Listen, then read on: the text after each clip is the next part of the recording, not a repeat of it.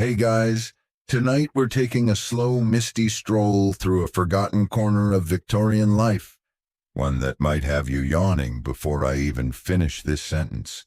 That's right, tonight we're diving into the absurdly detailed world of how Victorian Britain genuinely tried to regulate public yawning.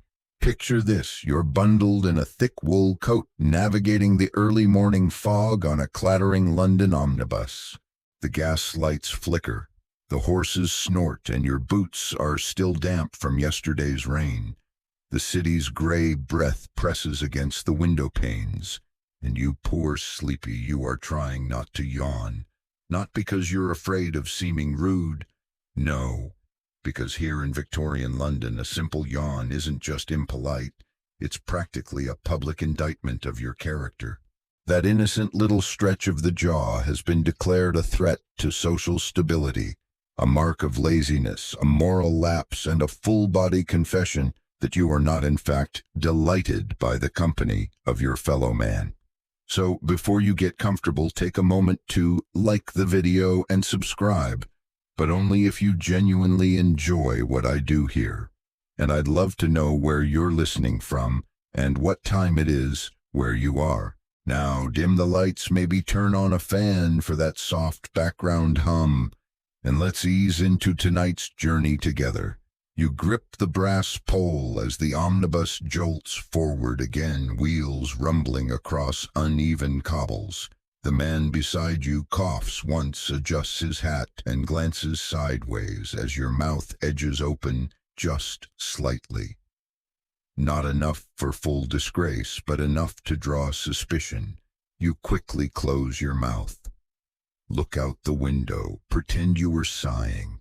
But the damage may already be done. Across the aisle, a woman in gray gloves shifts subtly. Her posture straightens, her lips tighten. She has seen you, and more importantly, she knows. This is the minefield you now inhabit, where the bodily act of being human, of expressing even the tiniest fatigue, risks breaching the brittle rules of Victorian etiquette. Yawning, you will soon learn, is not just about air, it's about appearances. You arrive at your stop and descend the narrow steps to the street, careful not to meet anyone's gaze. You tell yourself you're not tired, not cold, not 3 hours behind on sleep. You're fine. Just another respectable member of the clockwork crowd. But as you walk the short distance to your office, a cramped counting house sandwiched between a bakery and a hat shop, you feel it again. That twitch in your jaw, that gentle creeping breath.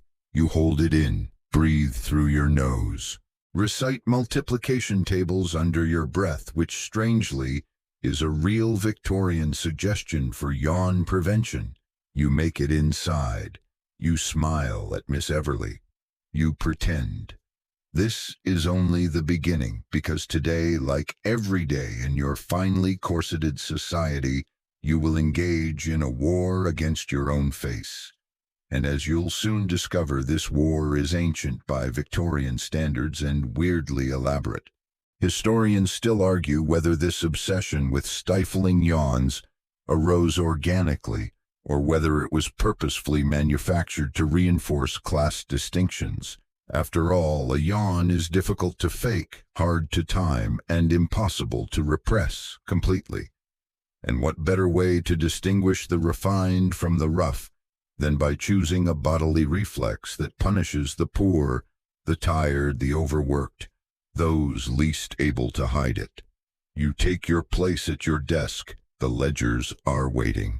The ink is cold. The room smells like damp biscuits and burnt paper, and already you feel the first yawn of the workday coiling in your chest. You look around, you hold your breath, you smile, and the battle begins. The yawn doesn't win, not yet. You press it down like an embarrassing memory and get to work. The ink flows, the figures mount, time inches forward in the way only office hours can. But as you sit there, eyes skimming dry rows of numbers, it becomes clear you're not alone in this struggle. The room is full of people doing their very best not to look human. Miss Everly, for example, sits 2 desks over her back, straight as a curtain rod, eyes wide with determination. She once scolded a colleague for letting the corners of his mouth behave irresponsibly. And Mr. Tolliver, grumpy, gray, and monumentally old, has somehow developed a technique of grinding his molars together until the yawn retreats in shame. You admire their discipline, but also you kind of want to yawn on purpose, just to see what would happen. Not that you need to guess. You've read the books, or more accurately, the guides, because in Victorian Britain, etiquette wasn't just a polite suggestion, it was practically scripture.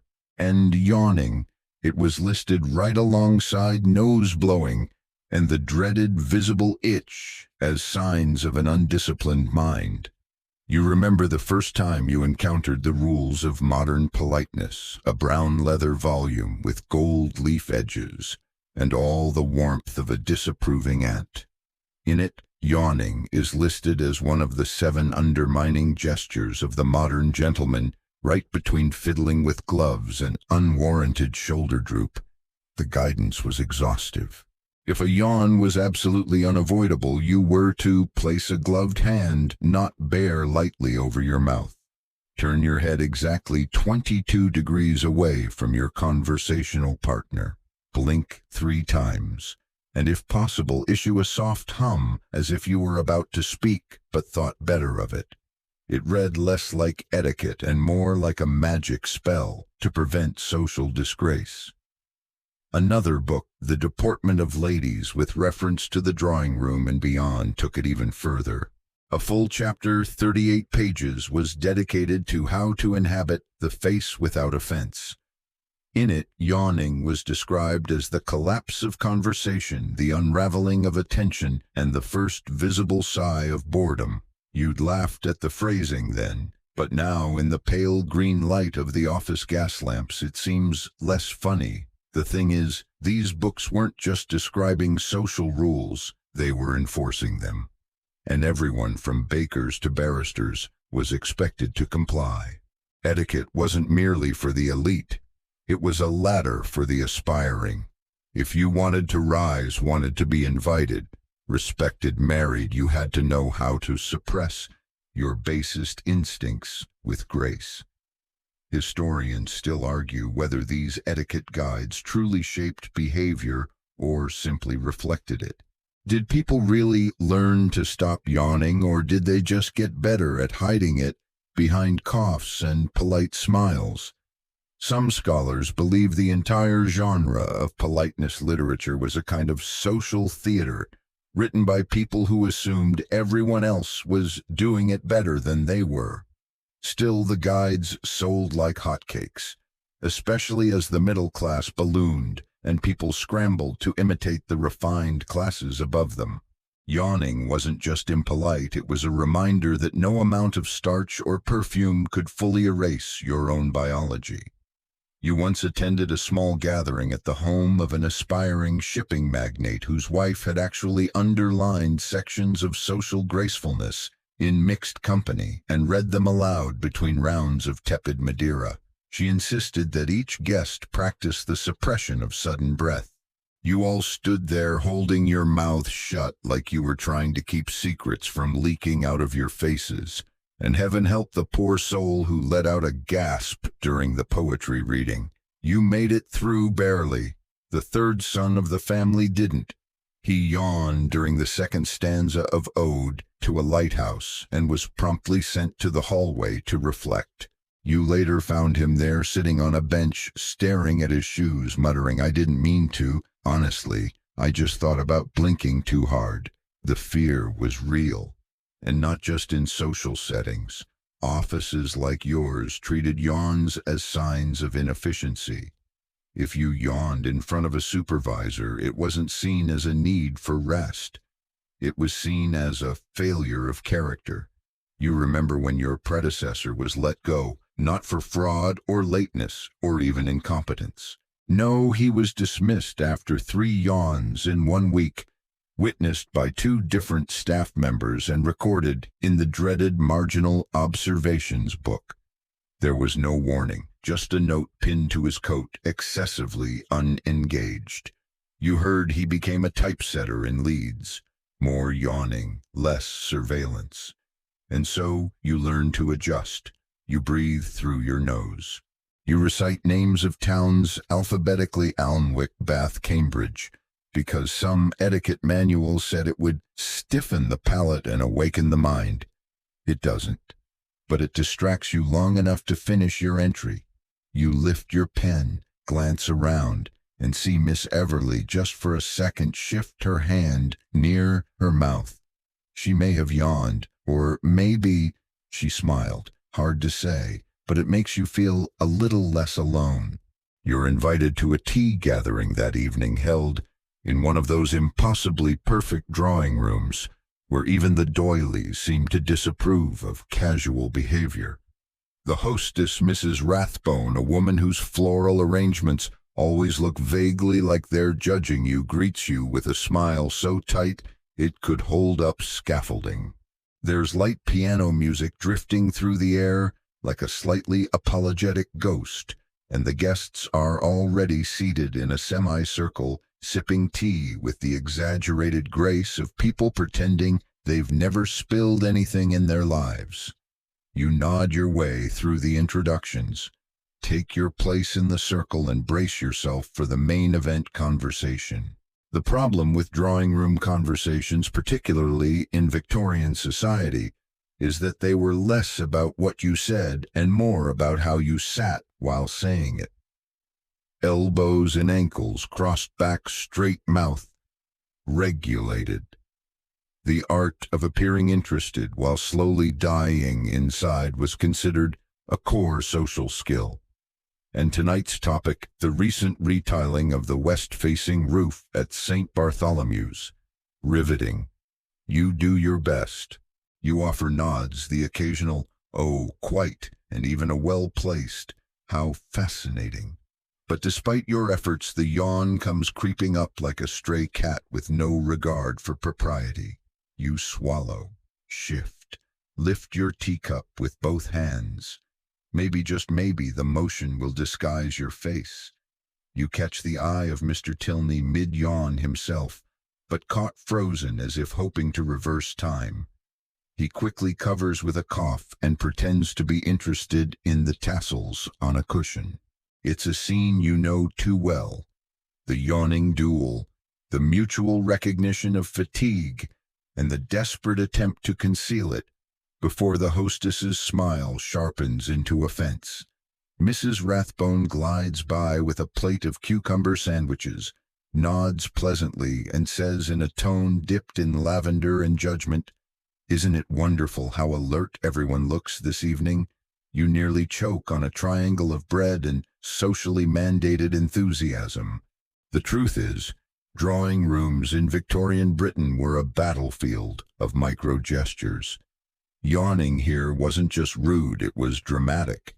It suggested you were bored, and in this tightly choreographed world, boredom was a dagger to the hostess's heart. Historians still argue whether this extreme sensitivity was rooted in gender dynamics. After all, hosting was one of the few recognized forms of female authority, or simply the result of a culture obsessed with appearances. Either way, the stakes were high. One ill-timed yawn, and you might find yourself mysteriously left off the next invitation list, banished to the outer circles of social Siberia. And for women, the standards were even tighter. Miss Langley, seated across from you, is a vision of self-control. She hasn't blinked in what feels like 20 minutes. At one point her eyes water, but she simply dabs at them with a monogrammed handkerchief and says, "The jasmine's unusually fragrant tonight." You know it's not.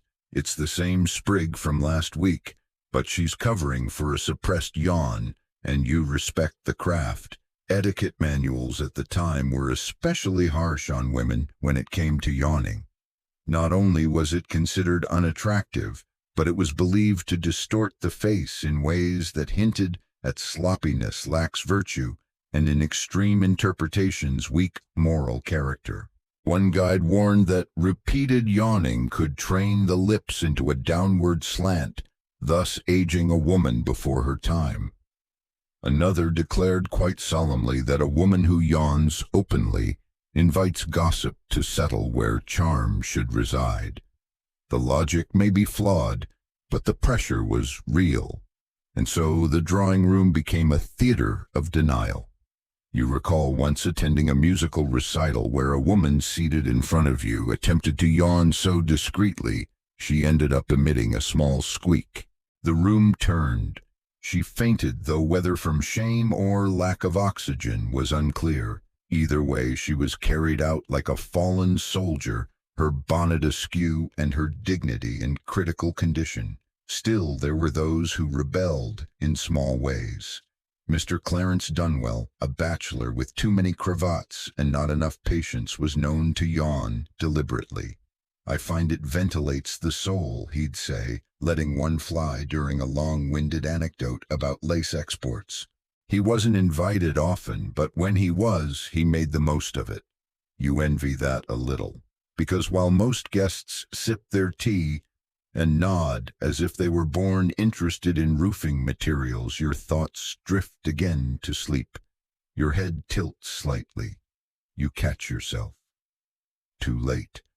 Your hostess's eyebrow twitches. You smile quick and rehearsed. Just marveling at the craftsmanship of that embroidery, you say, gesturing vaguely to a pillow you hadn't noticed until now. She nods. You're safe. For now. Because in Victorian Britain the drawing room was where reputations yawned, and if you weren't careful never woke up. You make your polite exit from the Rathbone residence just after the second round of tepid lapsang, and the final excruciating anecdote about someone's uncle's boots. The street outside is mercifully cool, the air soft with fog and the faint sharp tang of chimney soot. You exhale a long and satisfying breath, almost a yawn, but not quite. You don't risk it until you're well out of view. Then at last, in the quiet of the lamplit walk home, you let it happen. A real one. Full-bodied. No handkerchief cover. No eyebrow raise of alarm. No forced cough to mask the inhale. Just a good, old-fashioned human yawn.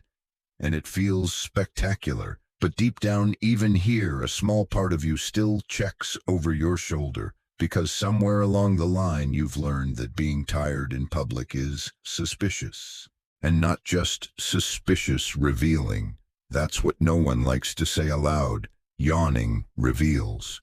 It peels the social mask away, stretches your face into something momentarily unguarded, and for a split second the world sees you without polish.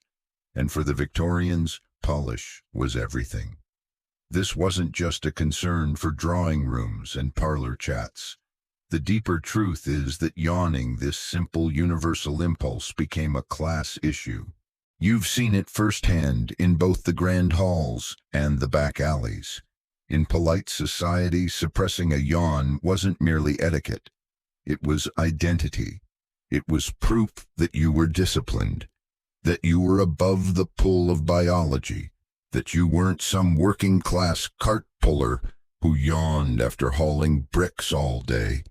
No, you were refined, you had restraint, and if you slipped up, let your jaw hang slack, your eyes water, your body betray its weariness, then perhaps you weren't so refined after all. You recall a column in the Gentleman's Almanac that stated with almost divine certainty, "The man who yawns is the man who dares not improve himself," which is rich coming from a publication that once ran a 2-page spread on pocket square folding. Still, this rhetoric worked its way into the bones of society. A yawn became shorthand for laziness, for lack of ambition. And those assumptions trickled downward hard. You remember the dockside baker's assistant who used to lean against the doorway at dawn, arms folded, eyes drooping, yawning as the first orders of bread were packed into crates. You'd see him there sometimes on your way to the office, His name was Arthur, just 16 with hands like flour sacks and the posture of someone twice his age. One morning a shopkeeper from across the lane snapped at him, "You'll scare away the paying customers with that mouth." And Arthur, poor boy, clamped his jaw shut so hard he winced. From then on he yawned only with his back turned, face buried in his sleeve. Historians still argue whether the pathologizing of fatigue in Victorian society was deliberate or simply a byproduct of the industrial age's obsession with productivity. Some point to the explosion of print media manuals, pamphlets, treatises that painted tiredness as a moral failing. Others say it was just fear cloaked in refinement. Fear that if one person showed fatigue, others might admit to feeling it too. And then what tea breaks? Shorter sermons perish the thought. What's clear is that the ability to hide one's tiredness became a social currency. The upper classes, with their regulated meals and thick drapes, may have had more sleep, but they were also judged more harshly for ever looking tired. You once overheard a conversation at a tailoring shop between two women debating the merits of sleeping upright. One claimed it trained the body not to slouch, and the other insisted it prevented sleep lines. These weren't jokes, these were strategies. And in the factories, the workhouses, the kitchens, there was no such worry about sleep lines, only the very real concern of collapsing on one's feet. Yawning there wasn't scandalous, it was punished. One maid you knew, Annie, told you that her first employer docked her wages if she was caught showing fatigue before 9 p.m. "We're not tired until the guests leave," her mistress had said, as if tiredness obeyed social schedules. Annie once bit the inside of her cheek just to stay alert during a late dinner. She still had the scar. You think of all the people back then who couldn't afford to show weariness, who worked from dark to darker eyes, red mouths clenched shut, pretending they weren't just one quiet yawn away from collapse. And you realize the crusade against yawning wasn't about refinement at all. It was about control, because a yawn isn't just an exhale, it's a crack, a glimpse through the mask. A reminder that beneath the manners and the corsets and the titles, we are all very, very tired. You stop at the corner where a lamplighter is finishing his rounds. He nods at you, lifts his hat. You nod back, and as he turns away, you spot him yawning. Broad, open, defiant. You smile. Maybe things are changing. Maybe they've always been yawning beneath the surface. You don't think you meant to visit the doctor the following afternoon, but that's where you end up after Miss Everly, noticing your slow blink rate and jaw looseness, insists you might be ill. "You're starting to look soft around the mouth," she says, in a tone typically reserved for discussing weak roof beams or half-set jelly. So here you are, sitting in Dr. Percival Haddington's private consulting room, surrounded by walnut cabinets and the faint scent of antiseptic liniment and anxious respectability. He's one of those physicians who insists on calling everything a presentation. Headache, a cranial presentation. Stubbed toe, a localized peripheral episode. Yawn, ah yes, a volitional mandibular disruption event. He peers at you now, monocle gleaming, while your chin rests in a padded clamp designed for jaw posture observation. You resist the urge to yawn out of spite. You say it happens during routine clerical work. He asks, scribbling something. And social functions. A common affliction among your type. Your type. You open your mouth to protest, and well, there it is again. The yawn, sneaky, silent, shameful. Dr. Haddington leans back, nodding with the gravity of someone who once wrote a paper titled "The Soul's Leakage," what the jaw reveals, and takes it very seriously. You may be experiencing mild neurasthenic dissipation. You blink. "I think I'm just tired." "Nonsense," he says. "Tiredness is merely a symptom of poor personal discipline, poor posture, and often too much reading at an incorrect angle. He prescribes something called a mouth fortifier. It's essentially a leather chin strap with buckles and a diagram you're too afraid to study too closely. Wear it in the evenings, 2 hours before bed. It re-educates the facial muscles. You leave with the strap a pamphlet and the growing suspicion that your jaw has been accused of moral degeneracy. Victorian medicine, as you've now been reminded, had a knack for diagnosing every natural human behavior as a condition of moral, emotional, or social failing. A sneeze could be hysteria, a twitch meant latent rebellion, and a yawn that was practically a prelude to collapse. You flip through the pamphlet on your way home. Inside are helpful illustrations of acceptable facial expressions, the composed chin, the engaged lower face, and your favorite, the lips of determination. There's also a list of activities to avoid if you suffer from involuntary gaping. These include heavy stews, poetry readings, and extended conversations about beetroot. Historians still argue whether Victorian doctors truly believed in these jaw-related diagnoses, or if they simply made good money from worried middle-class patients desperate to maintain their composure. Some suggest it was a kind of medical theater, an elaborate performance that helped people feel like they were doing something to stay respectable. Because if you could treat a yawn, maybe you could control the deeper things: boredom, despair, the grinding repetition of everyday life. You think back to the Journal of Domestic Physiology, where an entire issue was once devoted to the postural hygiene of the lower face. One article suggested that yawning was the result of weak oxygen ambition, which you assume meant breathing incorrectly, but also possibly just being poor. One lady's testimonial in the back claimed she had cured her husband's yawning by rearranging the dining room chairs to face the window, thus re-inspiring him with purpose. You don't know what that means. No one does. And yet people clung to these ideas, because the alternative was admitting something worse, that life, even in its most proper form, could be exhausting. You arrive home, drop your coat, and eye the chin strap on your table. It sits there like a small leather insult. You put it on just to see. It smells faintly of vinegar and desperation. It's tight, uncomfortably so. You stare into the mirror mouth, immobilized cheeks squeezed into submission. You try to talk. You sound like someone reciting Shakespeare with a sock in their mouth. And then, unbidden, you begin to laugh. Soft at first, then louder. The strap makes your cheeks wobble. Your jaw, defeated and compressed, wants to yawn just for revenge. You remove the contraption gently and place it back on the table. No more of that, because what Dr. Haddington and all his pamphlet-peddling peers never quite understood was this: yawning isn't a disease. It's not a condition. It's just a sigh with ambition.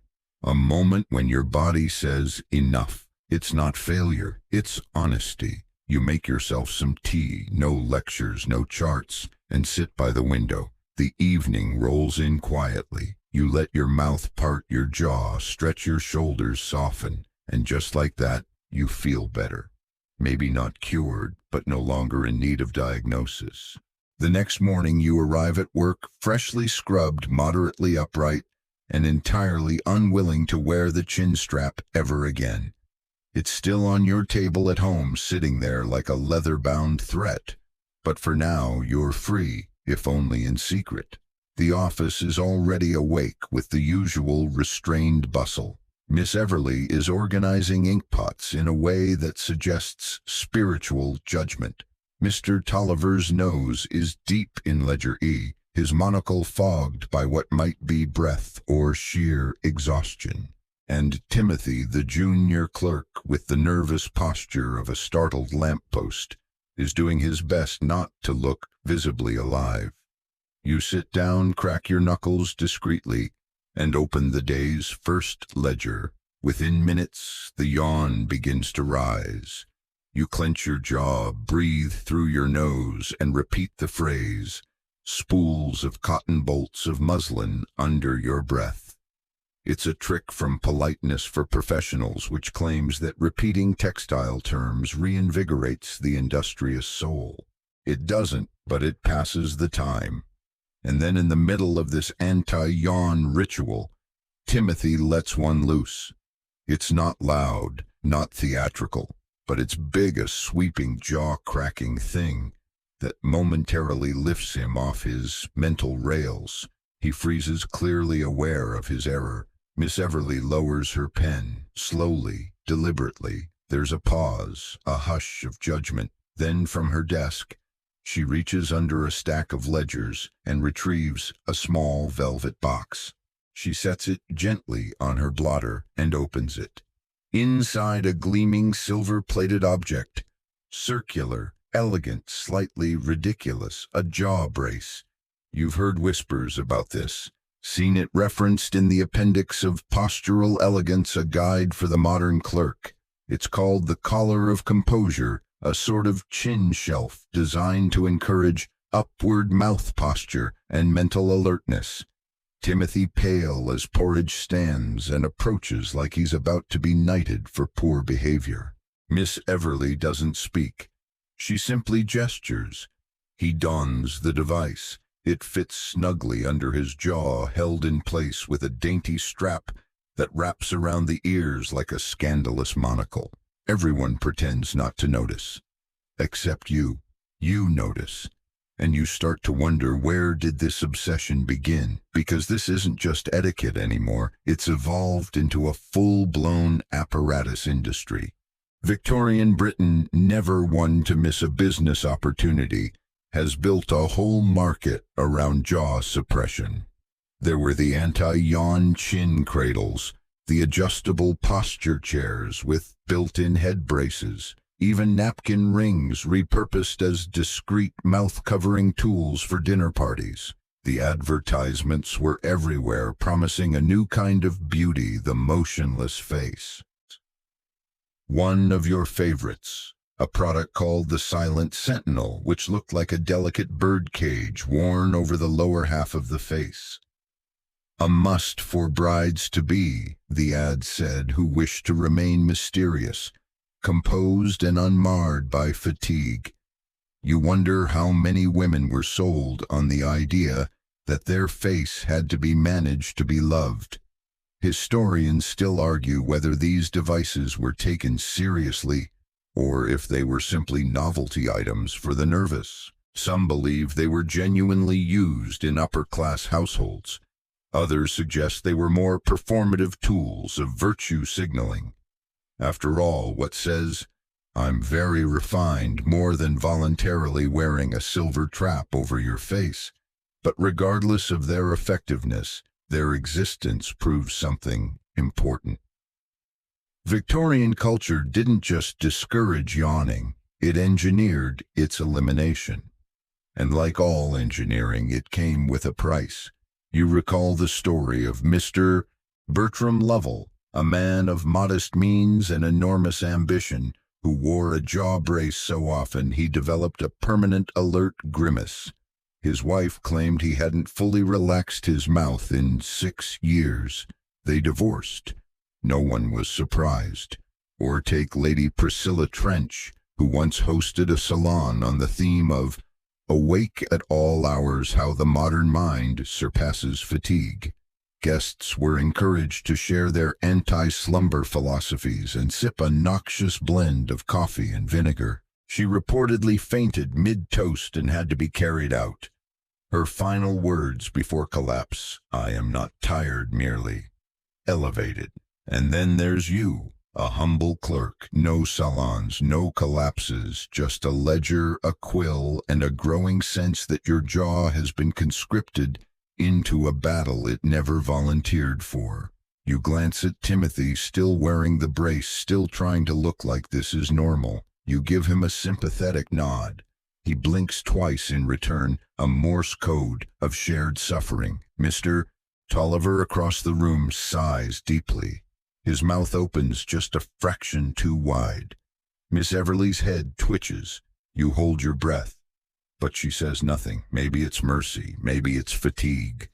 Maybe even Miss Everly has started to wonder if all this chin discipline is really worth it. You return to your ledger. The ink has pooled slightly. The numbers blur. You blink. The yawn stirs. And then deliberately, calmly, you let it rise.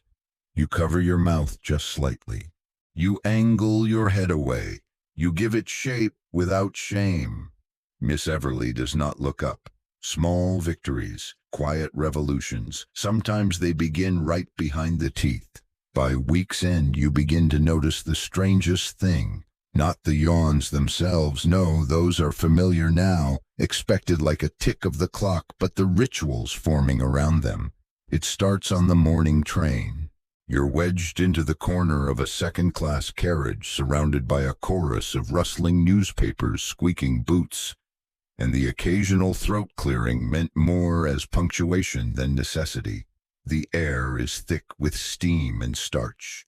Across from you, a man folds his paper, lifts his chin slightly, and performs what can only be described as a suppression ceremony.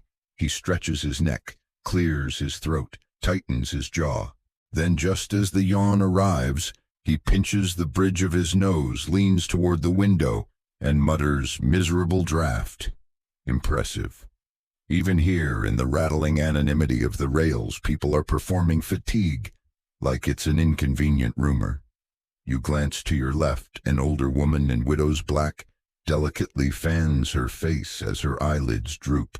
A boy in a school uniform grips his lapels with theatrical resolve.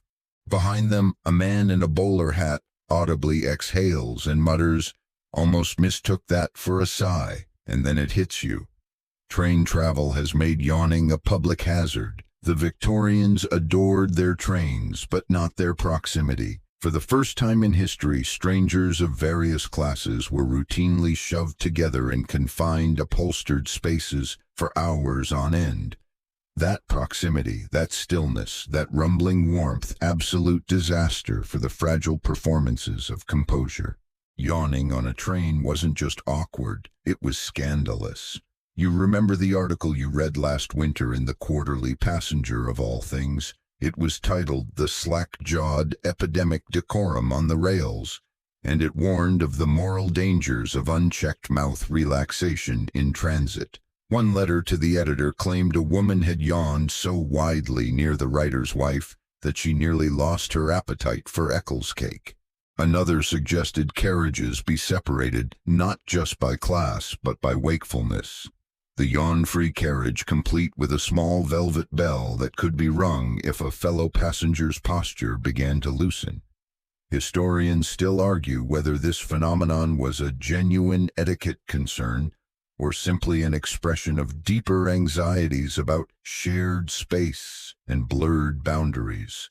Trains, after all, were the great levelers, and yawning the great revealer. You once overheard a conductor mutter third-class yawns from the throat, first class from the soul. Absurd, but not uncommon. In response, travelers invented elaborate anti-yawn strategies. You tried some of them yourself.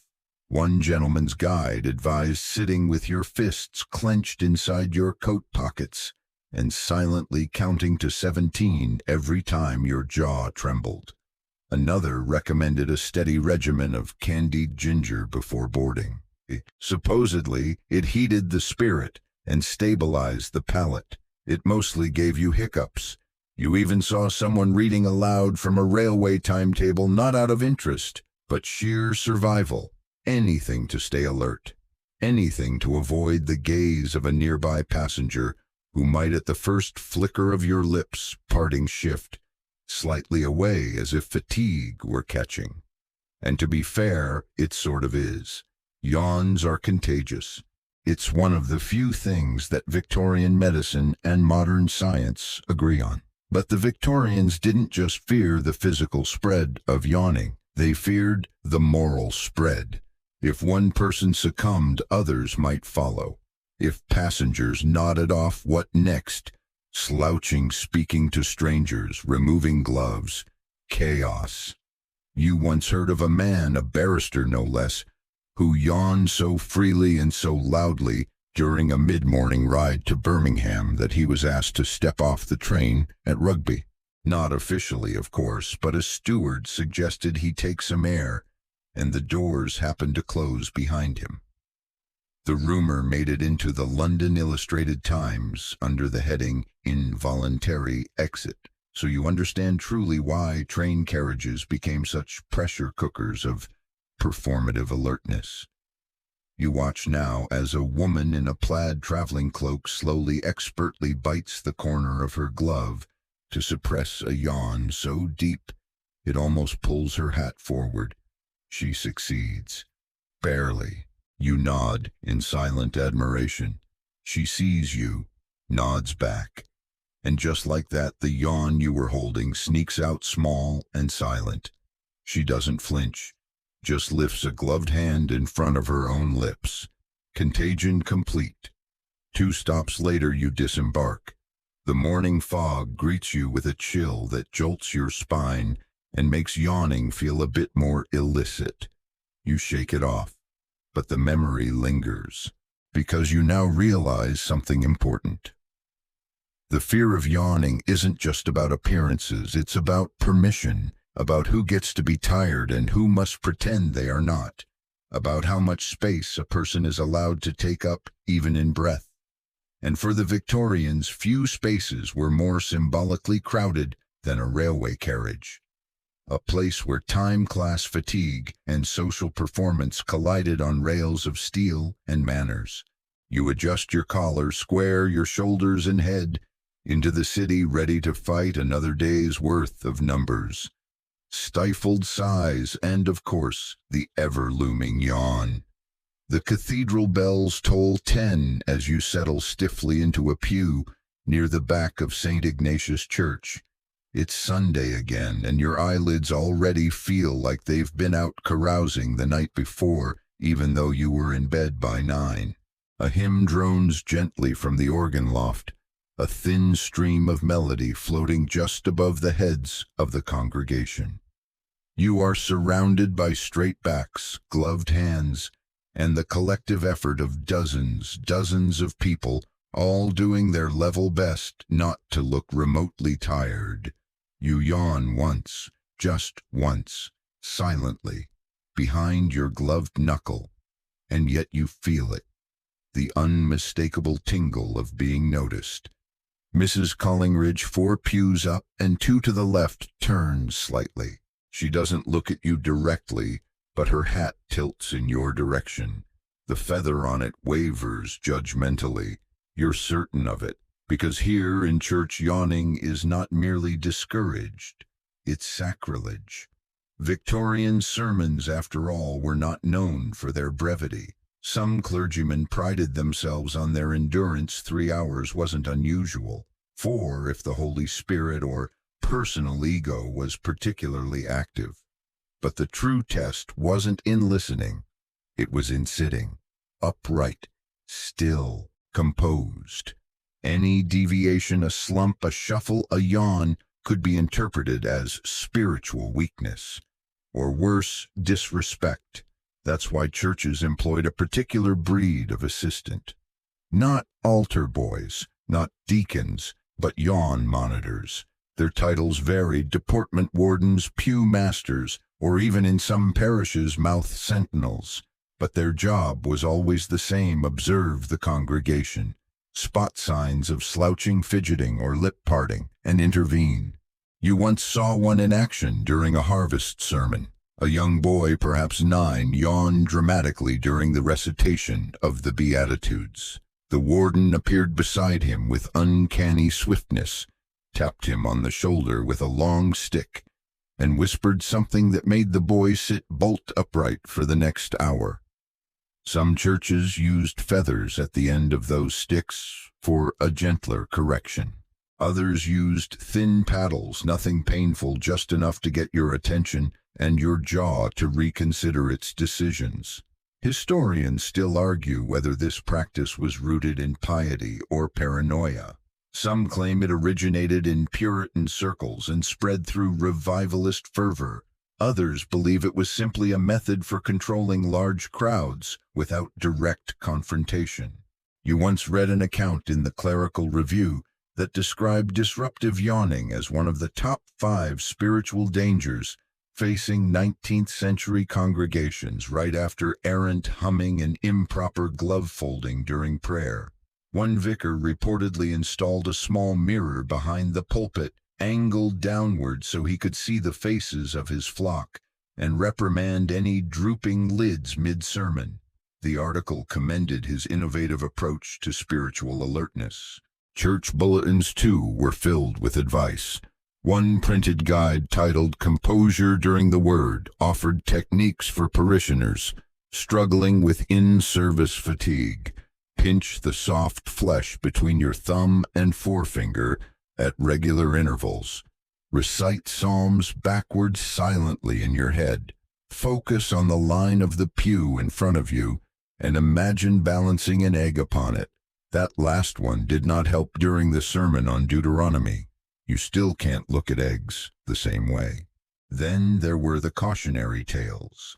Everyone knows the legend of Mr. Edwin K. Bannister, the solicitor who yawned audibly during the bishop's remarks on temperance. Legend says the bishop paused, stared, and then calmly said, "Some are weary of the word, others are unworthy of it." Bannister moved to Norwich within the month. Church yawning didn't just carry shame, it carried consequences. It's not that people weren't tired, they were. Church seating was famously unforgiving stiff wood zero padding and enough decorative carvings to bruise the human spine. Combine that with incense, warm coats, and slow-moving liturgy, and you've got the perfect cocktail for drowsiness. But still, people fought it, fought their own breath, their own bodies, just to stay respectable in the house of God. You remember once as a teenager attending a midnight service on Christmas Eve. The air was frigid, the pews packed, the sermon long. Your father leaned close, jaw-clenched, eyes watering. "Don't you dare yawn," he whispered. "You'll disgrace us all." You didn't, but only because you were so terrified of letting anything escape your mouth that you forgot to breathe for most of Isaiah. Tonight in your pew, you let your jaw twitch once more. But you don't open your mouth. Instead, you reach into your coat pocket and find a peppermint. One of the tricks the old-timers used, sharp, startling, keeps the jaw occupied. Miss Everly, yes, she attends the same church naturally, is seated 2 rows ahead. You can tell by her posture alone that she's in her element. Upright, immobile, glorious. But even she falters. A slight shift, a quick blink, a roll of the neck so subtle it could be mistaken for piety. You smile, just a little, because maybe even here in the Sacred Heart of Victorian society, everyone is pretending. You sit back, peppermint dissolving slowly, and ride out the last 15 minutes of the sermon in a fog of sugar and restraint. And when the final hymn begins, loud, righteous, and blessedly short, you sing with a mouth that's just a bit looser than before. The hymn echoes in your chest long after you've filed out of the church. Collar slightly rumpled, peppermint long gone. The streets are damp and quiet, the sky hanging low like an old curtain nobody's washed in decades. You shuffle home with your hands in your coat pockets and your thoughts drifting not to salvation, not even to supper, but to Miss Langley's yawn. You saw it. You know you did, just for a moment when the vicar mispronounced Thessalonians, and half the pew blinked in unison, her mouth parted ever so slightly. Not a full yawn, not a rebellious gasp, just enough movement to suggest the presence of fatigue gently veiled in lace and lavender, and that's when it clicks. Women far more than men were expected not just to manage their yawns, but to weaponize their restraint as proof of refinement, beauty, and yes, marital worth. While men might be scolded for slouching or looking unengaged, women were outright warned that a slack jaw could doom their social futures. You've seen the magazines. They're everywhere. The mirror of modesty, the lady's facial regiment, charm and composure, all of them filled with reminders that the face is a calling card and the mouth its most traitorous feature. One headline still sticks in your mind, Yawning, and the downward mouth, how a moment of weakness ages you a decade. Another, guard your lips like you guard your virtue. Even the advice columns weren't safe. Dear Aunt Clarabelle once told a reader, "If a gentleman sees you yawn, he will presume you yawn in all things. Your conversation, your walk, your heart. You almost admire the drama." Historians still argue whether this targeted messaging was a deliberate attempt to limit women's expressive range or merely a natural extension of broader Victorian anxieties about female autonomy. Either way, the effect was the same: silent surveillance, self-correction. And of course, the remedies were endless.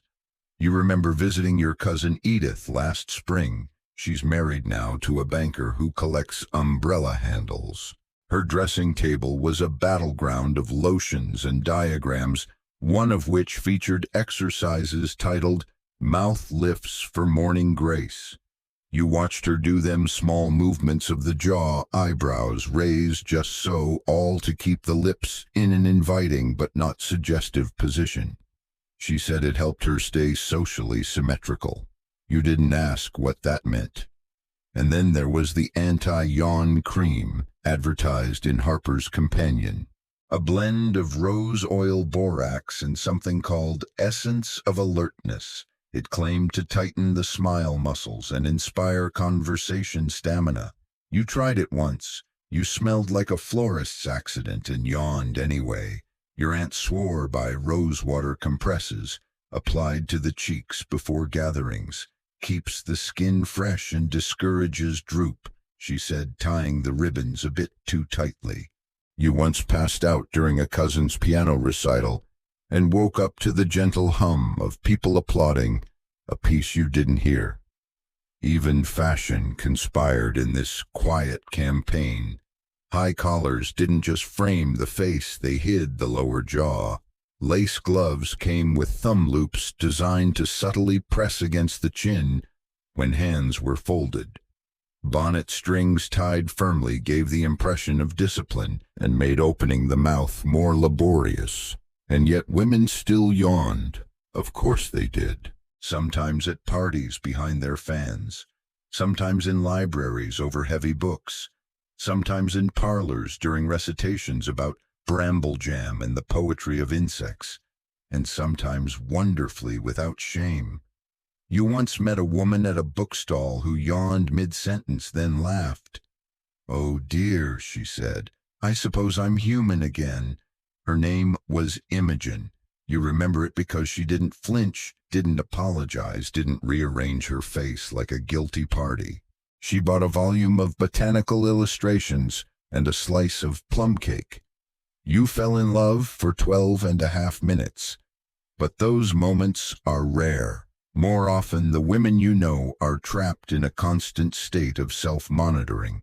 Lips gently closed, jaw tension, rehearsed like piano scales, smiles measured for polite endurance, especially in mixed company, because if a man yawns, he's tired. If a woman yawns, she's disinterested. And disinterest in a Victorian drawing room was a fatal social wound. You remember another evening, another parlor, another performance. Miss Beatrice, brilliant, sharp, barely 19, was caught stifling a yawn during a gentleman's retelling of his hunting weekend. He hadn't shot anything. He had, however, described his socks in minute detail. Beatrice excused herself shortly after claiming a faintness of the lungs. The next morning, rumors circulated she was difficult, not delicate, not ladylike. She left town that month. You often wonder where she went and whether she yawned freely when she got there. You round the corner to your flat now, thoughts still warm with defiance. You take the stairs 2 at a time, unlock your door, and shrug off your coat. And then, without hesitation, without ceremony, you let out the biggest, longest, most theatrical yawn of the day. No handkerchief, no window lean, no imaginary jasmine to sniff, just your mouth, open, honest, and finally gloriously at rest. Monday arrives cloaked in drizzle and obligation, as it always does. You trudge into the office with your scarf slightly damp and your jaw already aching from the effort of holding it politely shut through breakfast. Miss Everly greets you with a nod so precise it could slice bread. Timothy has resumed his post beside the filing cabinet, still displaying the haunted look of a man who knows the taste of chin-brace leather, and Mr. Tolliver appears to be halfway through mouthing the Lord's Prayer, or possibly just miscounting his paper clips. You slide into your chair, crack open the ledger, and begin tallying barley shipments with all the passion of a drying sponge. Not 3 lines in your jaw twitches. Of course it does. But today is different. Today you have a plan, because as it turns out, there's a little-known chapter in Victorian history where all this yawning panic took on a new and horrifying twist: childhood reform. You heard about it from your neighbor's cousin, who teaches at a private school for the cultivation of proper sons. She mentioned over-boiled potatoes and not enough salt, that the school has recently implemented a facial discipline chart. You thought she was joking. She was not. The chart, she explained, listed 32 expressions considered destructive to the upright young man. Yawning took the number 2 spot, right after nose-picking, but well ahead of spontaneous humming. At first you laughed. Then you started paying attention. You'd forgotten just how early it starts. In Victorian schools, discipline wasn't just about handwriting and spelling, it was about stillness. Still hands. Still mouths, especially during quiet instruction sessions, which were just long lectures disguised as character-building exercises. One report from a girls' finishing school described how pupils were taught to counter a creeping yawn with mental invocation, specifically by imagining their mouths sewn shut with golden thread, the same thread one assumes used for embroidery and emotional repression. Historians still argue whether these methods were meant to train character or simply to enforce conformity through discomfort. Either way, they were remarkably effective. You remember your own school days, the wooden benches, the chalky air, the endless slow-motion oration of Headmaster Whipplethorpe, whose stories about agricultural tax law could send a horse to sleep mid-gallop. You once tried to yawn during one of his lectures, just once. You were made to stand at the front of the room for the remainder of the hour holding a spoon under your chin, the rule being, if the spoon falls, so shall your dignity. It did, so did your dignity. From that day forward you yawned only in the privy, or behind library shelves with titles like Soothing Psalms for Working Youth and On the Geometry of Virtue. And you weren't alone. Your classmate Lydia had a technique involving 2 fingers pressed just beneath her earlobes. Nerve pinching, she called it. Short circuits the yawn impulse. You think it just made her dizzy, but she swore by it. Another boy, Thomas, used to mutter Latin declensions under his breath whenever the urge arose. Fatigue cannot coexist with conjugation, he'd say, eyes, wild mouth clenched shut. You think of them now grown, perhaps still suppressing sighs during accounting meetings, or pretending enthusiasm at dinner parties, where the most interesting topic is the new postbox color in Derbyshire, and it strikes you just how deep the programming runs. Even Timothy, poor lad, is a product of this system. You catch him mid-blink clearly on the edge of a yawn and watch him tap the side of his nose 3 times, a telltale holdover from the refinement through gesture method popular in boarding schools 30 years ago. You can almost hear the headmistress. A finger to the nose is a signal to the soul control begins here. You shake your head softly, almost laughing, because for all its absurdity, this crusade against yawning in children was taken very, very seriously. There were entire parenting manuals devoted to it. The Peaceful Mouth, A Parent's Guide to Early Composure. Raising a Silent Gentleman, From Wine to Wholesome, How to Instruct the Face. One excerpt claimed the jaw, if left ungoverned in childhood, becomes the doorway to sloth, sarcasm, and socialism. You're not sure how yawning connects to political rebellion, but then again, this is a society that once tried to outlaw whistling after dusk. The truth is, these efforts weren't about teaching children manners.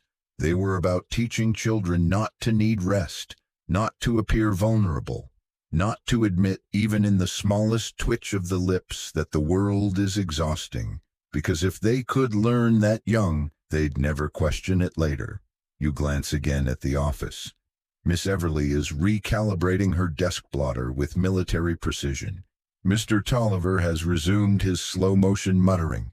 Timothy, brave soul, now stares out the window with the quiet sadness of a person dreaming of horizontal furniture. You close the ledger, sit back, and yawn. Not loud, not rude, but open, honest, human. No spoon under your chin, no golden thread, just breath. And when no one reacts, when the world doesn't shatter into social ruin, you feel something unfamiliar creep in around the corners of your very tired mind. Permission. Later that week, you find yourself seated awkwardly in the back of a cafe, fidgeting with a chipped sugar bowl and attempting to appear engaged in a conversation about floor polish. Across from you, your friend Reginald is droning on about a recent innovation involving beeswax and horsehair and how it has revolutionized slipper traction. His mustache quivers with earnestness, and all you can think about is yawning, not because Reginald is dull, though he is, but because it's warm in here. The gaslight overhead hums faintly. The wallpaper is a deeply soporific shade of green, and you've just eaten a scone the size of a baby's head. Your body has decided we're done. But you can't yawn. Not here, not in public, not in a cafe full of sharp-eyed patrons and self-appointed etiquette sentinels. You glance around the room. A woman 2 tables over is fanning herself while keeping her jaw suspiciously clenched. A man near the door is blinking far too deliberately, likely fending off his own yawn. It's a room full of denial, a quiet battlefield where everyone's pretending their eyelids aren't made of sand.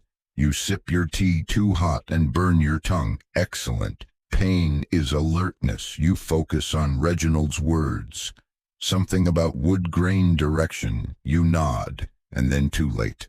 The yawn arrives. You stifle it into your sleeve with such force that your eyes water. Reginald stops talking. Bit of a sneeze, he asks. You nod. Yes, quite. Dusty air, I think. He accepts this with the solemn gravity of a man who once caught a chill from looking at a damp umbrella. And now you're caught in that awful cafe loop. You're tired but must pretend you aren't. You're bored but must appear riveted, and your face, that traitor, is one twitch away from public disgrace. Victorian cafes, though considered more relaxed than parlors or churches, still came with their own codes, especially for the aspiring middle class. They were arenas of visibility, where one's posture, tone, and, yes, facial comportment might be judged by strangers or, worse, acquaintances. You remember a passage in the monthly refinement titled Manners at Midday, which included this stern warning: the mouth, when left unguarded, betrays the mind. Let no fatigue escape it. Another gem: never yawn with jam on the lip. The effect is ghastly. Historians still argue whether cafe etiquette was a continuation of drawing room standards or an attempt to civilize new public spaces rapidly emerging in urban life. What's certain is this yawning in a cafe wasn't just tiredness, it was telegraphed disinterest. And disinterest in a society powered by appearances was practically treason. You once heard about a minor scandal at the Greenfinch Café, where a woman yawned genuinely reflexively, while her companion described his recent dental procedure in graphic detail. A man at the next table reportedly muttered, "Disgraceful," and the woman was never seen there again. The staff referred to her delicately as Miss Slackjaw. Of course, coping methods abounded. Some cafes offered small stiff-backed chairs on purpose to keep patrons alert. Others began serving what they called invigorating teas, which were mostly just boiled cinnamon sticks and wishful thinking.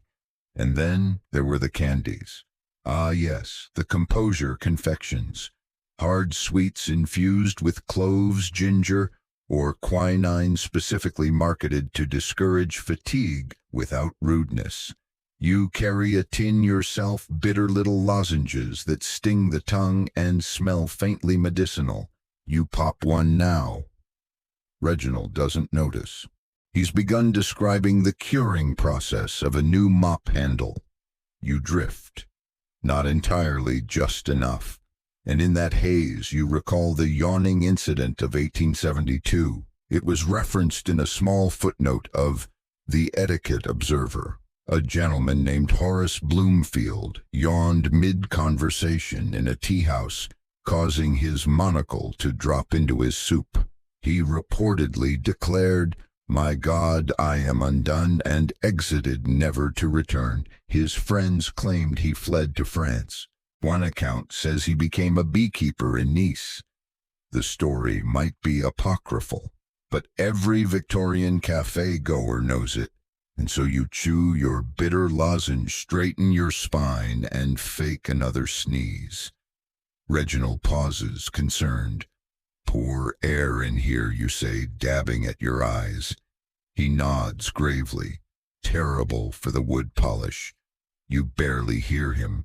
You're too busy watching a man in the corner, one of those quietly powerful types with a cane and perfectly trimmed sideburns, yawn openly, without shame, no fanfare, just a yawn. You lock eyes for a second. He raises a brow, and it hits you. This is power. Not the power of money or title, but the rare revolutionary power of not caring what your jaw is doing in public. You envy him fiercely. Then Reginald stands, brushing crumbs from his sleeve. "Shall we?" he asks. You nod, grateful. You step out into the drizzle where Yawning is, if not polite, at least anonymous. You part ways with Reginald and walk toward the station, and with no one watching, no judgment hovering, no peppermint melting on your tongue, you let it go. A real one, a big one. And this time you don't disguise it as a sneeze or a sigh or a particularly rapturous hiccup. You just yawn, and the world doesn't end. By Wednesday, you've developed a quiet habit of categorizing your yawns, not just when they occur, but how they occur. There's the stealth yawn, a small, nearly invisible ripple behind your lips, usually disguised as a thoughtful frown. Then the social sacrifice yawn, when you know you're going to be caught, so you wrap it in a laugh and let people think you're simply amused and oxygen deprived. There's the train window yawn, meant for reflection and anonymity, performed against fogged glass as scenery blurs by. And then the most dangerous of all the uncontrolled yawn, which emerges uninvited, unconcealed, and with a mouth so wide it practically apologizes to the room afterward. This afternoon, at precisely 3:11 p.m., you come dangerously close to the latter. You're in the file room, a space blessedly free of Miss Everly and her perma scowl. You're sorting invoice sheets by month and staring at handwriting that looks like a cat danced through spilled ink. The walls are a comforting beige. The air is warm. There's dust moting in the sunlight like slow-motion confetti. You yawn. No one's there to see it, not even a fly. But in the aftermath, something strange happens. You don't feel guilty. You feel normal, almost defiant, and that's when it hits you. The shame around yawning, this entire elaborate theater of mouth control, relies not on actual consequences, but on the idea of being watched.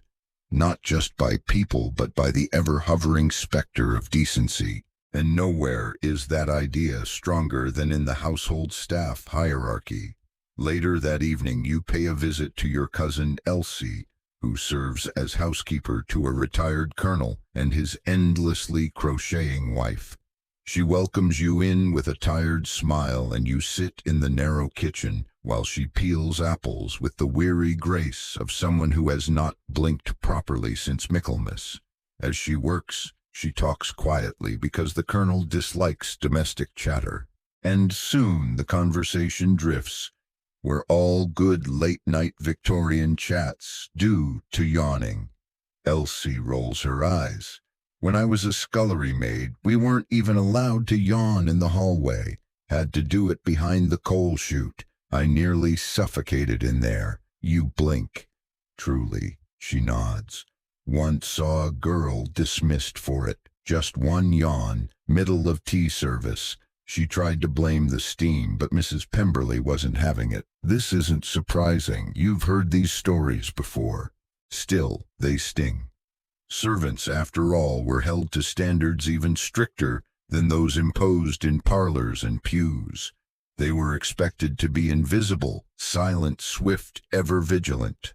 To yawn was to acknowledge fatigue, and fatigue was proof of humanity, which ran directly counter to the myth of tireless domestic service. One old household manual advised employers to watch the mouths of footmen during lengthy dinners lest they convey boredom to the guests. Another recommended surprise inspections of the laundry rooms to sniff out languor.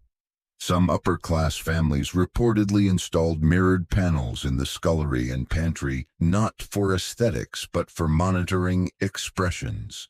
If a maid looked too dreamy while polishing the silver, she might be reprimanded for emotional drift. Historians still argue whether such measures were ever enforced systematically or if they were simply expressions of broader class anxiety. But regardless of documentation, the oral histories passed from servant to servant paint a vivid picture of quiet, yawning repression. Elsie pulls a pie from the oven, sets it on the windowsill, and sits with a long sigh. Now that I'm head of house, I yawn whenever I like. Never in front of the colonel, mind. But in here, she gestures to the cozy, chipped countertop. This is my kingdom. And just as she says it, she yawns. Wide, slow, triumphant. You laugh. Revolutionary. She nods. It's the only mutiny I've got. You sit in silence for a while, the kitchen warm and golden, and you realize that within the unseen layers of Victorian society, there exists a kind of unspoken resistance. Not loud, not aggressive, but quiet, mouth first. Elsie serves you a slice of pie. You eat slowly, savoring the cinnamon, the flaky crust. She yawns again, twice even, doesn't cover her mouth. And neither do you. It feels like a secret handshake between the exhausted. A pact. You finish your tea, rise, thank her. And as you walk back into the fog-choked street, you feel something settle in your chest. Not defeat, not fatigue, but a kind of understanding. Some rules were never meant to be followed. Not because they're impossible, but because they're inhuman. And sometimes the kindest thing you can do for yourself, and the bravest, is to stop pretending you're never tired. You spend Thursday afternoon tucked into the reading room of the local public library, a sanctuary of dusty silence where even the floorboards seem too shy to creak. You're meant to be researching coal tariffs for a report Mr. Tolliver wants, but as your eyes drift across the brittle spine of the Municipal Tax Codex Volume 4, they snag on something far more compelling, a slim, maroon-bound volume titled The Occult Physiology of Daily Ailments. Naturally, you abandon your coal obligations instantly. The book is a treatise equal parts pseudoscience and theatrical paranoia by one Reverend Dr. Phineas C. Braith, who claims that yawning is a spiritual portal. You stifle a laugh and, yes, a yawn as you flip through it. According to Braith, every yawn is an opening through which unseen energies may slip unbidden and often unwelcome. He warns readers never to yawn during thunderstorms, near mirrors, or in cemeteries. To do so, he writes, invites the devil's whisper. Delightful. You read on. In one chapter, he describes a technique known as yawn binding, a kind of protective prayer murmured behind the teeth to prevent spiritual leakage. The phrasing alone nearly causes you to snort aloud. The librarian looks up. You pretend to sneeze. And then you come across something fascinating. An illustration, hand-drawn, labeled The Society for the Suppression of Slothful Reflexes. You've heard of this. Vaguely whispers of a short-lived Victorian movement that tried to medicalize the act of yawning into something dangerous, deviant, even contagious beyond the physical. The society apparently believed that yawns left unchecked could lower the overall vibrational tone of the room. They held salons, anti-yawning salons, no less, where invited guests drank bitter herbal tonics and practiced mouth discipline exercises in front of gilt mirrors. You once met someone who attended one. They said the hostess rang a bell every time someone shifted in their chair.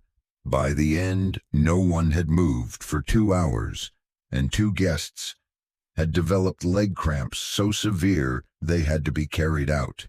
Historians still argue whether the society's beliefs were rooted in spiritualist fad or simply Victorian boredom with too much time and too many spoons.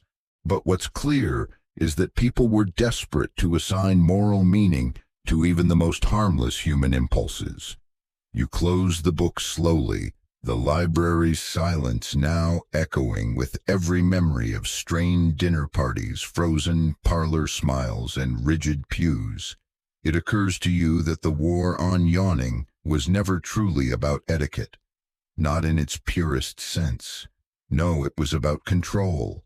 Control of space, control of emotion, control of the body, because a yawn is spontaneous. It slips past the gates. It's a burst of honesty in a world built on the careful management of self. And that more than any dropped fork or mispronounced French is terrifying to a society obsessed with appearances. You remember reading about a household in Bath that trained their children to pre-yawn before entering company. They'd step into the corridor, stretch their jaws in private, and emerge composed and sealed like letters pressed with wax. One girl claimed she practiced in the mirror until she could raise her eyebrows and simulate interest without moving her mouth at all, a kind of facial ventriloquism. You wonder where she is now. You tuck the maroon book under your arm and make your way to the front desk. The librarian, a thin man with a nose like a question mark, eyes the title and frowns. You'll want to return that by Monday, he says, unless it curses you. You nod solemnly. Understood. Outside, the wind tugs at your coat and makes your eyes water. You blink against the breeze and, despite yourself, yawn.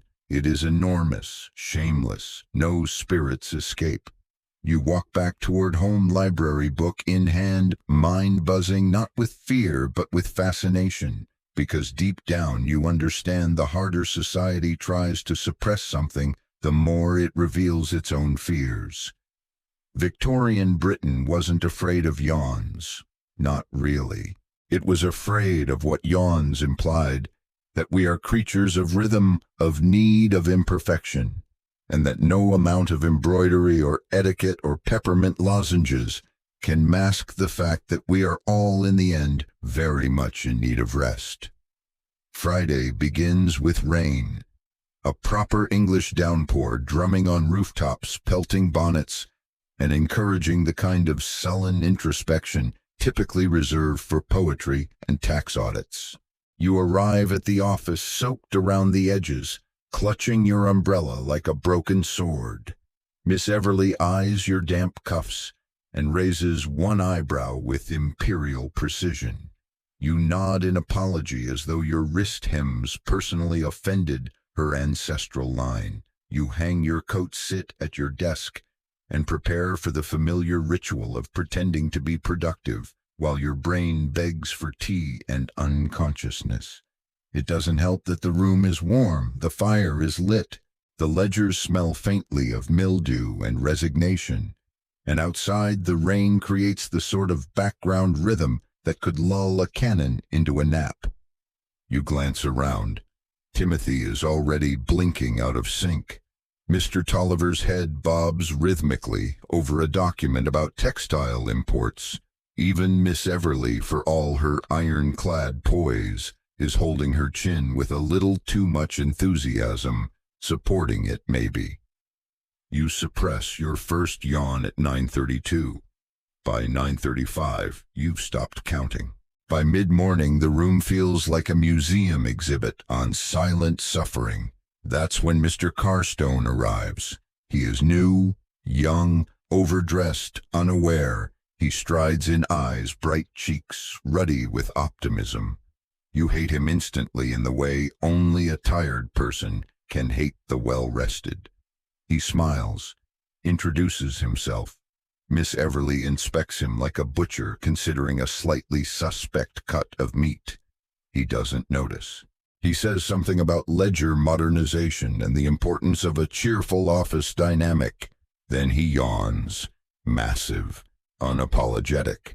No hand, no handkerchief, no strategic cough, just a full, gaping, magnificent yawn. You can hear it, you can feel it. The air shifts. The office goes still. Miss Everly freezes mid-quill. Mr. Tolliver looks up stunned as though a pigeon has just spoken Latin. Timothy drops a pen. Mr.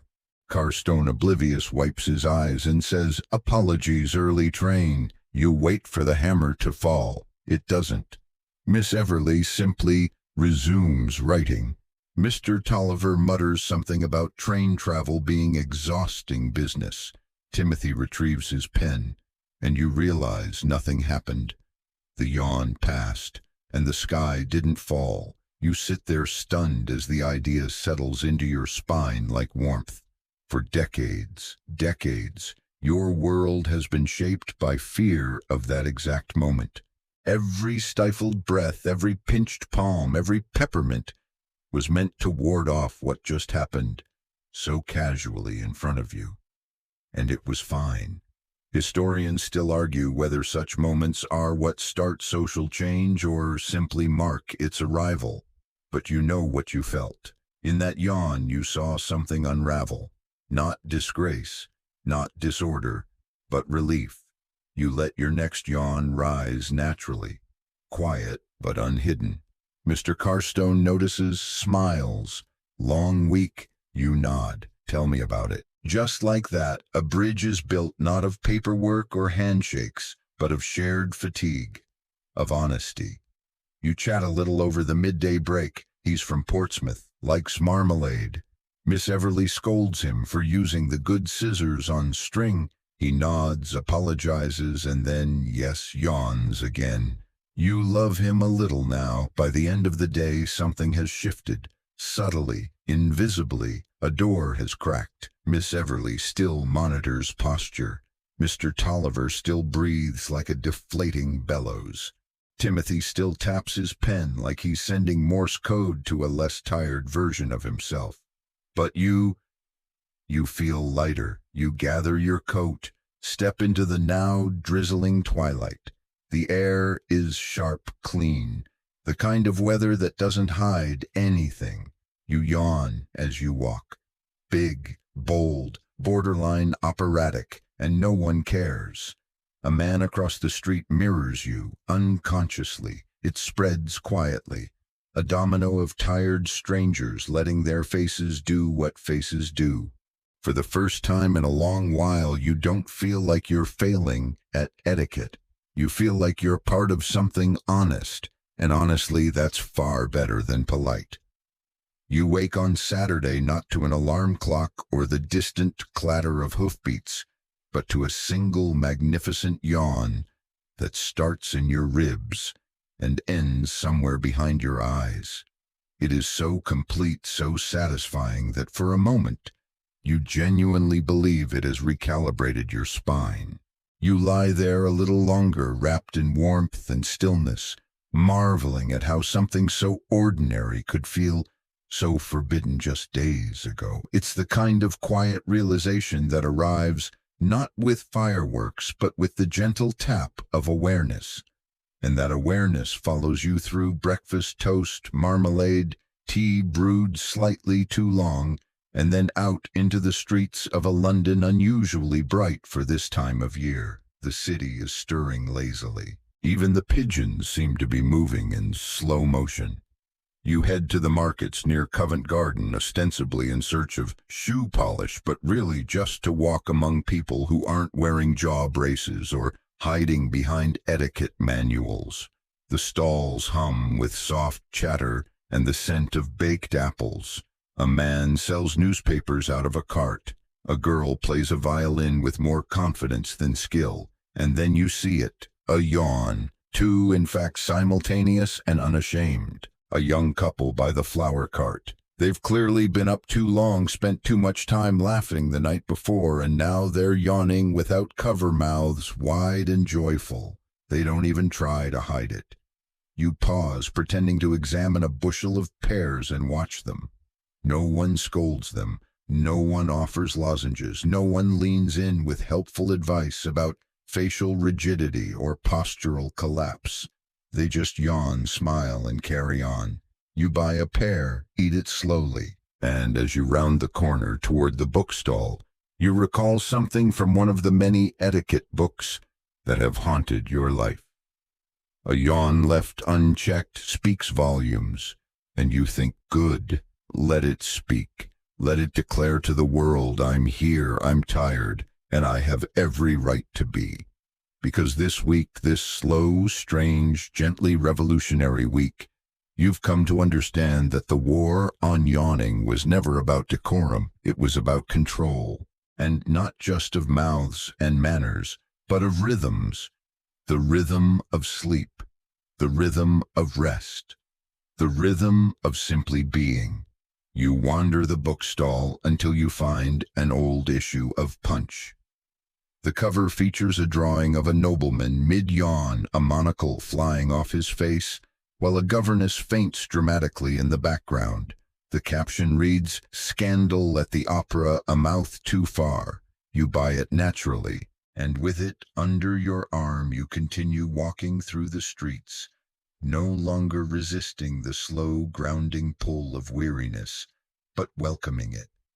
You stop for a bun at a corner shop. Sit by the window, watch the street. A coachman yawns as he reins in his horse. A woman in a lace bonnet yawns into her glove and doesn't blink afterward. A policeman stretches, leans against a lamppost, and lets out a yawn so profound it should be documented in the city archives. You sip your tea and feel yourself easing into a kind of calm you didn't know was possible in this city. Because this isn't just a good day, it's a true one. A day when people let their bodies speak a little louder than their social training. A day when silence means not repression, but rest. You yawn again openly, slowly, as if it were an art form. And then you close your eyes for just a moment, not to sleep, just to listen. To the rhythm of the city finally gently catching its breath. Sunday arrives with a softness you hadn't expected. The rain has passed, leaving behind streets rinsed clean, and the kind of light that makes brick buildings look thoughtful.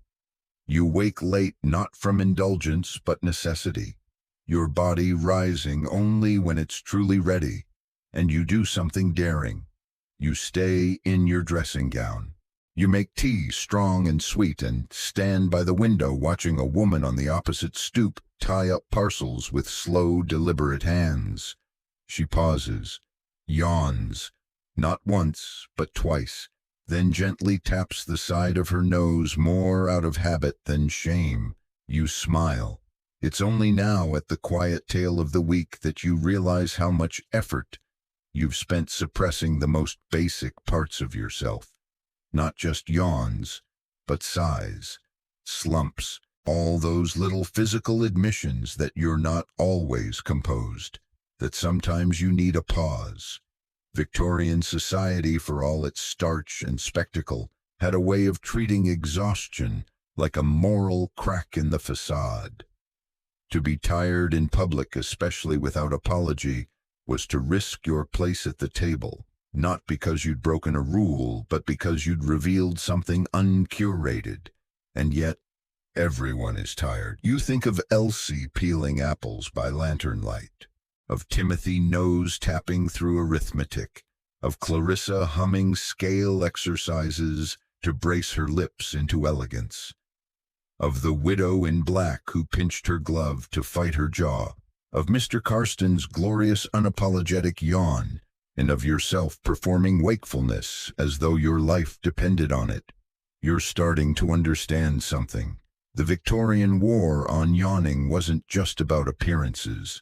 It was about boundaries, about who's allowed to be vulnerable and where, about deciding which rooms are safe for truth and which demand fiction.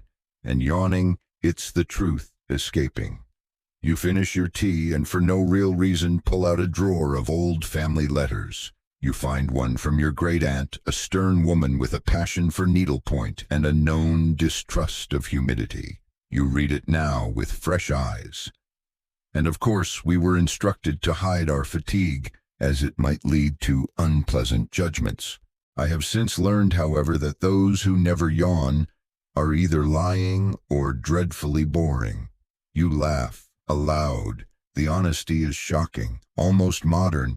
Perhaps everyone has always known deep down that the performance is ridiculous, that the twitchers and tonic sellers and etiquette authors were all standing guard over a moat that didn't need defending.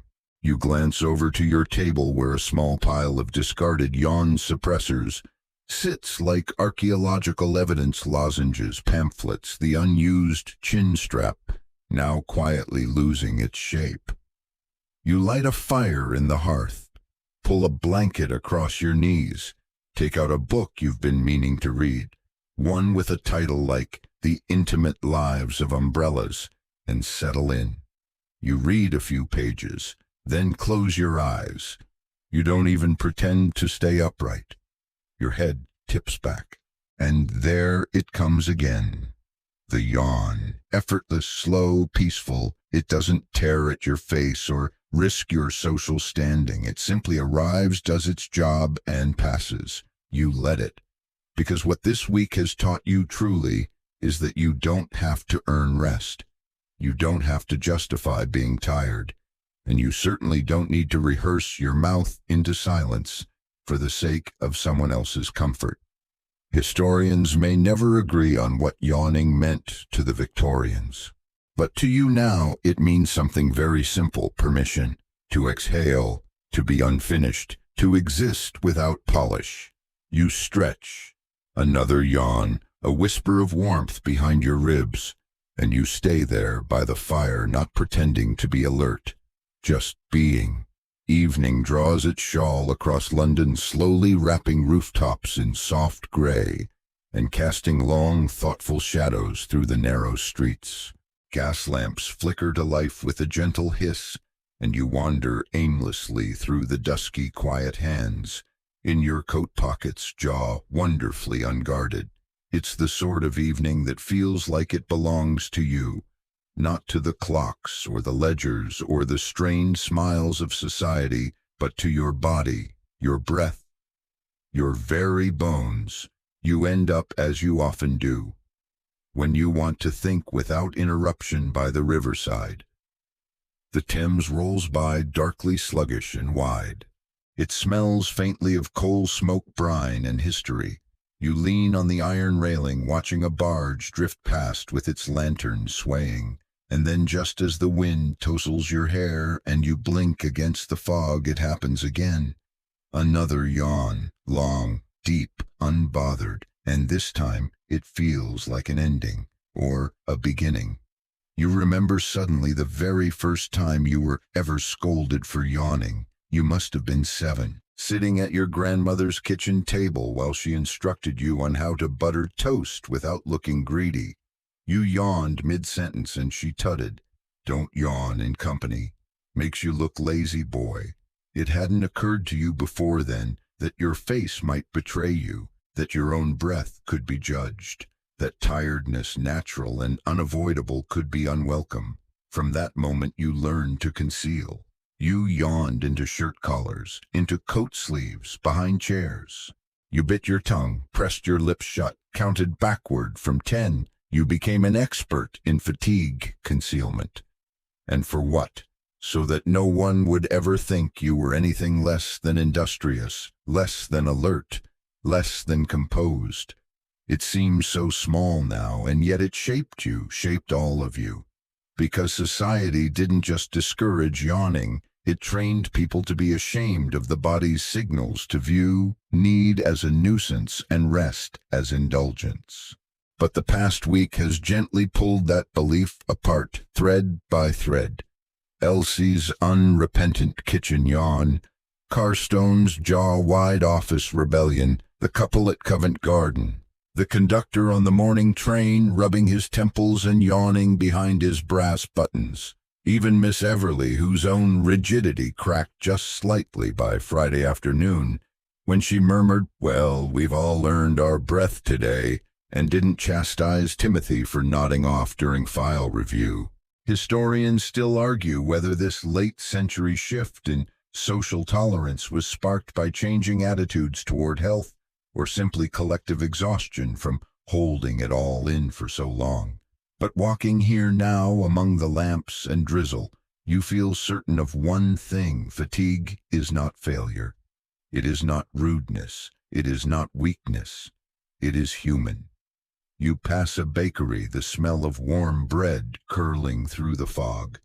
A girl inside leans against the counter, yawns so wide her jaw clicks. She looks right at you through the glass, shrugs and smiles. It's the most honest thing you've seen all day. You tip your hat, carry on. You realize for the first time in a long time your shoulders aren't tight. Your jaw isn't clenched. Your thoughts aren't rehearsed. They just are. You pause on a quiet bridge, the city lights bobbing in the river, and you let out one final yawn, not because you need to, but because you can. And in that simple, quiet moment, you are entirely beautifully free. The fire crackles low. You've returned home, coat-hung boots drying gently by the hearth. The city has folded itself into night. Now horses, stabled doors, latched kettles whistling behind thin-paned windows. Outside, the drizzle lingers only in the corners of cobblestone, like a dream, forgetting how to stay awake. You sit in your chair, yes, that one. The one by the window, the cushion slightly tilted, the arms worn smooth by your restless hands. You sip tea that's gone lukewarm. You're not bothered. And then, as the final log settles with a soft hiss, you open your journal.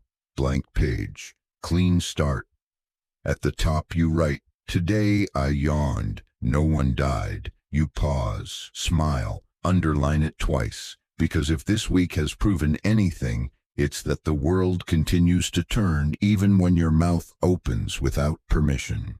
You remember every battle, the railway carriages with their stiff-backed stairs, the parlor chairs with upholstery more rigid than conversation, the sermons stretched like treacle, the etiquette books that treated your jaw like a traitor.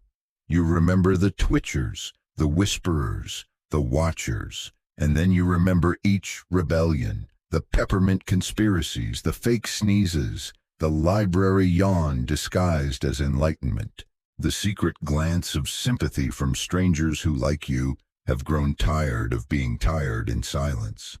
You even remember the absurdities, the spiritual leakage theories, the jaw fortifiers, the polite panic of a monocle lost in soup. Historians still argue whether Victorian society truly believed in this war on yawning, or whether it was just a brittle performance they all agreed to maintain together. A kind of collective daydream where everyone agreed that if we just clenched our teeth hard enough, our humanity might not show. But you've seen behind the curtain now. You've felt the air hit the back of your throat and escape without guilt. You've smiled through a yawn in a crowded café. You've nodded with eyes full of fatigue and not been punished for it. You have quietly and without ceremony reclaimed your breath. And more than that, you've reclaimed your right to be tired. You glance at the chin strap still sitting on your side table, untouched for days. It looks more like a joke now, or a relic, a symbol of something you no longer need. You pick it up, tie it gently around the leg of your chair, a trophy. Then you lean back. The fire's glow softens the edges of the room, and your reflection in the window looks more like a ghost than a man. You yawn again, slow, wide, satisfying. And, for the first time in longer than you can remember, there's no one to stop you, not even yourself. You let your eyes drift closed, your breath slows, you sink. There is no need for posture now, no tricks, no tongue-to-roof of mouth strategies. Just warmth and rest and the soft creak of old floorboards finally relaxing into stillness. Because this is it. This is peace, not earned, not performed, just allowed. Wind down begins below. Now let the sounds around you fade. The hush of the fire, the breath of the wind against the glass, the gentle pulse of your own lungs rising and falling like tides in a calm harbor. You've made it to the end, not just of a day, not just of a story, but of a long and quiet struggle you didn't even know had a name. The struggle to keep still what was always meant to move, to silence what was only ever asking to be heard. So breathe soft and slow, let your jaw go slack. Let your shoulders slide downward like melting wax. Let your hands unclench and fall into stillness, heavy and honest. There's no need to smile now, no need to sit just so, no need to pretend. The city has quieted, the books are closed, the lights have dimmed.